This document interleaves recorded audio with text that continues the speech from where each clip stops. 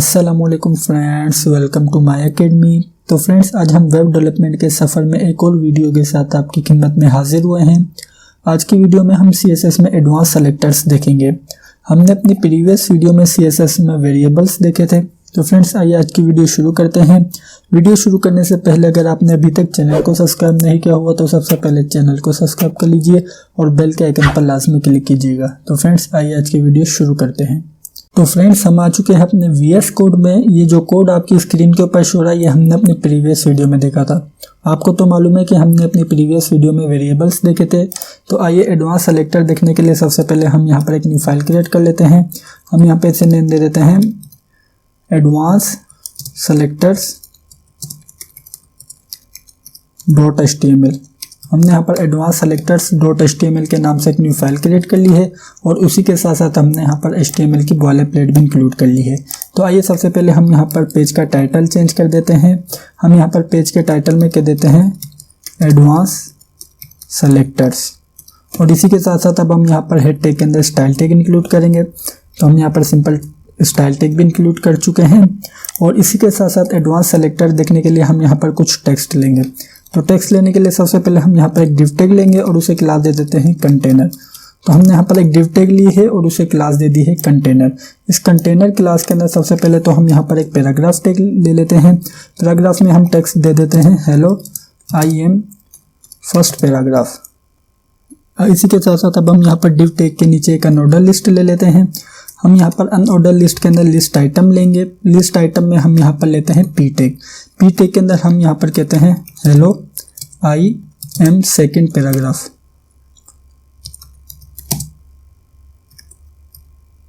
और इसी के साथ साथ अब हम यहाँ पर इसे कर लेते हैं कॉपी और हम यहाँ पर एक और लिस्ट आइटम लेंगे। तो हमने यहाँ से यहाँ तक इसे कर लिया है कॉपी और अब हमने यहाँ पर एक और लिस्ट आइटम ले लिया है और अब हम इसे नेम दे देते हैं hello I am third paragraph. तो आइए अब हम अपना लाइव सर्वर ऑन कर लेते हैं। तो जैसे हमने अपना लाइव सर्वर ऑन किया तो आप देख सकते हैं कि हमारे पास यहाँ पर शो रहा है hello I am first paragraph. फिर हमारे पास लिस्ट के आइटम में पैराग्राफ में शो रहा है hello I am second paragraph, hello I am third paragraph. तो फ्रेंड्स, आइए अब हम यहाँ पर एडवांस सेलेक्टर में सबसे पहला सेलेक्टर देखेंगे यूनिवर्सल सेलेक्टर। यूनिवर्सल सेलेक्टर देखने के लिए हम यहाँ पर क्या करेंगे, हम यहाँ पर स्टाइल टैग के अंदर सबसे पहले यूज़ करेंगे स्टार का और स्टार के बाद अब हम यहाँ पर ब्रैकेट यूज़ करेंगे। इस ब्रैकेट यूज़ करने के बाद अब हम यहाँ पर इसके ऊपर CSS की प्रॉपर्टी अप्लाई कर देते हैं। हम यहाँ पर कह देते हैं कलर और अब हम यहाँ पर से कलर कर देते हैं रेड। तो आइए अब समझ लेते हैं कि यूनिवर्सल सेलेक्टर कैसे काम करता है। जो भी हम यूनिवर्सल सेलेक्टर के अंदर प्रॉपर्टी अप्लाई करेंगे वो हमारे पेज के तमाम एलिमेंट के ऊपर अप्लाई होगी। किस तरीके से, आपने देखा है कि हमने यहाँ पर यूनिवर्सल सेलेक्टर में कलर सेलेक्ट कर दिया है रेड। तो जैसे ही पेज में आया तो आप देख सकते हैं कि हमारे पास यहाँ पर तमाम पी टैग का कलर रेड हो चुका है। इसी तरीके से अगर हम यहाँ पर अनऑर्डर लिस्ट के नीचे एक और पी टैग लेंगे और इसके अंदर हम कह देते हैं hello I am fourth paragraph. तो अब हम पेज में चलते हैं। जैसे ही पेज में है तो आप देख सकते हैं कि हमारे पास यहाँ पर hello I am fourth paragraph का कलर भी रेड हो चुका है।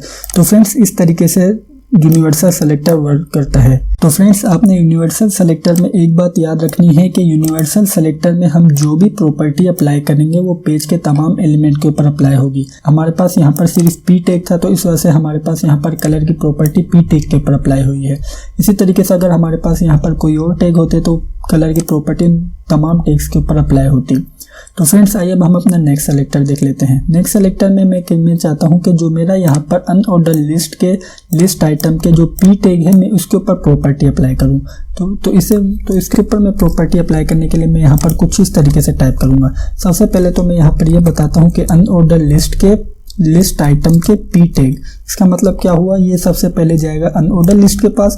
अनऑर्डर लिस्ट के पास जाने के बाद हमने बोला है कि आपने लिस्ट के आइटम के पास जाना है, तो ये जाएगा लिस्ट के आइटम के पास। लिस्ट के आइटम के पास जाने के बाद हमने यहाँ पर क्या कहा है, हमने यहाँ पर कहा है कि आपने पी टैग के पास जाना है, तो ये जाएगा पी टैग के पास। तो इसके बाद अब हम यहाँ पर कहते हैं इसके ऊपर प्रॉपर्टी अप्लाई करेंगे। इसके ऊपर भी हम यहाँ पर कलर की प्रॉपर्टी अप्लाई कर देते हैं। हम यहाँ पर इसका कलर कर देते हैं ब्लू। तो इसका मतलब क्या हुआ, इसका मतलब ये हुआ कि हमने यहाँ पर कहा है कि आपने अनऑर्डर लिस्ट के लिस्ट आइटम के पी टैग के ऊपर जाकर आपने कलर की प्रॉपर्टी अप्लाई कर देनी है। तो आइए पेज में चलते हैं और चेक करते हैं। तो आप देख सकते हैं कि हमारे पास यहाँ पर अनऑर्डर लिस्ट के लिस्ट आइटम के पी टैग के ऊपर ये प्रॉपर्टी अप्लाई हो चुकी है। तो आप देख सकते हैं कि हमारे पास यहाँ पर इसका कलर ब्लू हो चुका है। तो फ्रेंड्स आप इस तरीके से किसी स्पेसिफिक एलिमेंट को टारगेट करके भी CSS अप्लाई कर सकते हैं। तो फ्रेंड्स मैं यहाँ पर इसकी एक और एग्जांपल ले लेता हूँ। मैं चाहता हूँ कि मेरा यहाँ पर जो div टैग है उसके p टैग का बैकग्राउंड कलर चेंज करूँ। तो मैं यहाँ पर ये बताऊंगा कि आपने जाना है सबसे पहले div टैग के पास। div टैग के पास जाने के बाद आपने किसके पास जाना है, आपने जाना है p टैग के पास। उसके बाद मैं यहाँ पर p टैग के ऊपर ही प्रॉपर्टी अप्लाई करूंगा। तो मैं यहाँ पर कह देता हूँ बैकग्राउंड कलर। बैकग्राउंड कलर में इसका थोड़ा लाइट सेलेक्ट कर लेता हूँ, ये ठीक है। तो आइए पेज में चलते हैं। तो जैसे ही पेज में आए तो आप देख सकते हैं कि हमारे पास यहाँ पर इसका बैकग्राउंड कलर अप्लाई हो चुका है। तो फ्रेंड्स इस तरीके से हम यहाँ पर किसी स्पेसिफिक एलिमेंट को भी टारगेट करके CSS अप्लाई कर सकते हैं। तो फ्रेंड्स आइए अब हम अपने नेक्स्ट सेलेक्टर देख लेते हैं। तो फ्रेंड्स हमारा नेक्स्ट सेलेक्टर है direct child selector. Direct child selector देखने के लिए हम यहाँ पर सबसे पहले क्या करते हैं, हम यहाँ पर अनऑर्डर लिस्ट के अंदर एक पैराग्राफ टैग ले लेते हैं। तो हमने यहाँ पर सिंपल अनऑर्डर लिस्ट के अंदर एक पैराग्राफ टैग ले लिया है। उसके अंदर हम यहाँ पर कहते हैं hello I am unordered list paragraph, ठीक है। उसके बाद अब हम यहाँ पर डायरेक्ट चाइल्ड सेलेक्टर देखने से पहले हम यहाँ पर चाइल्ड और पेरेंट का कॉन्सेप्ट समझ लेते हैं। तो हमारे पास यहाँ पर जो अनऑर्डर लिस्ट है वो क्या है, वो हमारा यहाँ पर पेरेंट टैग है। और इसी तरीके से जो आपको यहाँ पर लिस्ट आइटम शो रहे हैं यह इसके क्या है, ये इसके चाइल्ड है। और इसी तरीके से जो पैराग्राफ है ये भी इसका चाइल्ड टैग है। तो फ्रेंड्स अब हम यहाँ पर चाहते हैं कि जो हमारा यहाँ पर अनऑर्डर लिस्ट का चाइल्ड टैग है जो कि हमारा है पैराग्राफ टैग, हम इसके ऊपर CSS अप्लाई करें। तो इसके लिए हम यहाँ पर यूज़ करेंगे डायरेक्ट चाइल्ड सेलेक्टर का। तो हम यहाँ पर सबसे पहले इसको कर देते हैं कमेंट आउट। कमेंट आउट करने के बाद अब हम यहाँ पर कहते हैं आपने सबसे पहले जाना है अनऑर्डर लिस्ट के पास। अनऑर्डर लिस्ट के पास जाने के बाद आपने डायरेक्ट जाना है p टैग के पास। p टैग के पास जाने के लिए हम यहाँ पर ग्रेटर देन का साइन यूज़ करेंगे। उसके बाद अब हम यहाँ पर टाइप कर देंगे सिंपल p। क्या होगा कि सबसे पहले जाएगा ये अनऑर्डर लिस्ट के पास। अनऑर्डर लिस्ट के पास जाने के बाद हमने यहाँ पर ग्रेटर देन का साइन यूज़ किया है, फिर हमने टाइप किया है p टैग। तो इससे क्या होगा, ये डायरेक्ट जाएगा अपने चाइल्ड p टैग के पास। तो इस तरीके से हमारे पास यहाँ पर इसके ऊपर CSS अप्लाई होगी। तो हम यहाँ पर इसके ऊपर CSS अप्लाई कर देते हैं। हम यहाँ पर इसका भी बैकग्राउंड कलर चेंज कर देते हैं।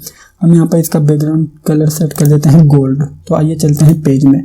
तो जैसे ही पेज में आए तो आप देख सकते हैं कि हमारे पास यहाँ पर इसके ऊपर गोल्ड कलर का बैकग्राउंड कलर अप्लाई हो चुका है।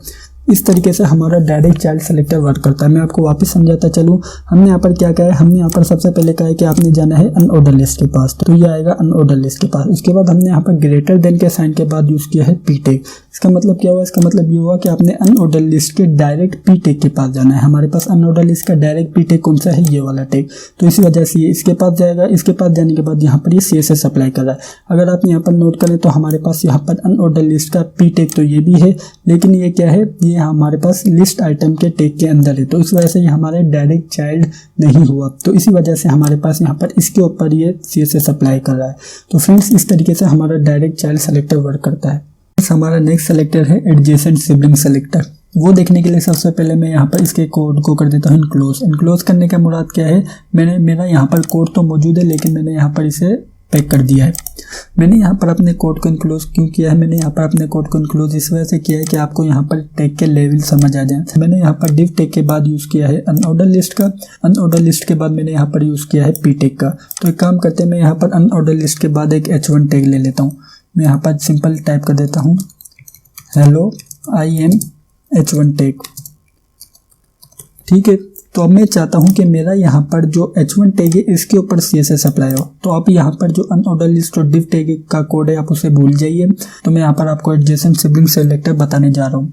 तो मैं चाहता हूँ कि मेरा यहाँ पर h1 जो टैग है इसके ऊपर CSS अप्लाई हो। तो मैं यहाँ पर क्या करूँगा, सबसे पहले तो मैं यहाँ पर इसे कर देता हूँ कमेंट आउट। कमेंट आउट करने के बाद मैं यहाँ पर सबसे पहले ये बताऊंगा कि मेरा h1 के से पहले कौन सा टैग यूज़ हो रहा है। मेरा यहाँ पर h1 से पहले यूज़ हो रहा है अनऑर्डर लिस्ट का टैग। तो मैंने यहाँ पर सिंपल टाइप कर दिया है यूएल टाइप करने के बाद मैं यहाँ पर प्लस का साइन यूज़ करूँगा। प्लस का साइन यूज़ करने के बाद अब मैं यहाँ पर अपने इस h1 टैग के ऊपर CSS अप्लाई करूँगा। तो मैं यहाँ पर सिंपल टाइप कर देता हूँ h1 और इसके बाद मैं यहाँ पर इसके ऊपर CSS अप्लाई कर देता हूँ। तो मैं यहाँ पर इसका कलर सेट कर देता हूँ। यहाँ पर इसका कलर सेलेक्ट कर लेता हूँ, ये ठीक है।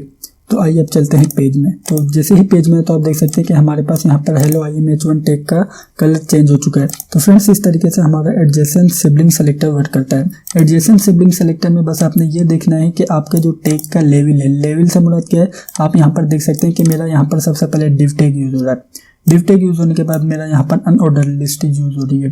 अनऑर्डर लिस्ट यूज होने के बाद मेरा यहाँ पर h1 टैग यूज हो रहा है। तो मैंने यहाँ पर क्या चाहा, मैंने यहाँ पर चाहा कि जो मेरा यहाँ पर अनऑर्डर लिस्ट के बाद जो मेरा टैग यूज हो रहा है h1 टैग में, उसके ऊपर CSS अप्लाई करूँ। तो मैंने उसके ऊपर CSS अप्लाई करने के लिए यहाँ पर क्या कहा, मैंने यहाँ पर कहा कि जो हमारा h1 टैग है जिससे पहले हमारी अनऑर्डर लिस्ट है, आपने उसके ऊपर CSS अप्लाई कर देनी है। तो इसी वजह से मेरा यहाँ पर इस h1 टैग के ऊपर CSS अप्लाई हो रही है। तो फ्रेंड्स इस तरीके से मेरा यहाँ पर एडजेसेंट सिबलिंग सेलेक्टर वर्क करता है।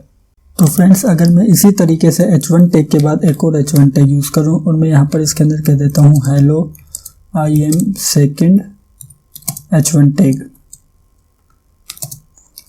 और मैं उम्मीद करता हूँ कि मेरी यहाँ पर इसके ऊपर भी CSS अप्लाई हुई होगी। तो मैं जैसे ही पेज में आता हूँ आप देख सकते हैं कि मेरी यहाँ पर CSS अप्लाई नहीं हुई। रीज़न क्या है? रीज़न ये है कि हमने यहाँ पर एडजेसेंट सिबलिंग सेलेक्टर यूज़ किया है।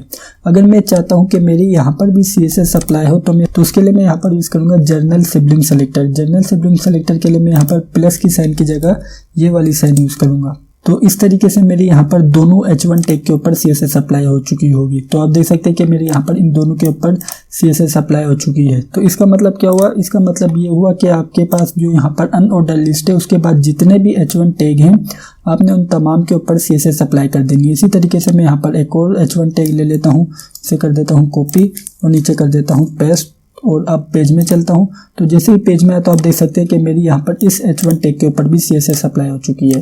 तो फ्रेंड्स इस तरीके से हम जर्नल सिबलिंग सेलेक्टर की मदद से भी CSS अप्लाई कर सकते हैं।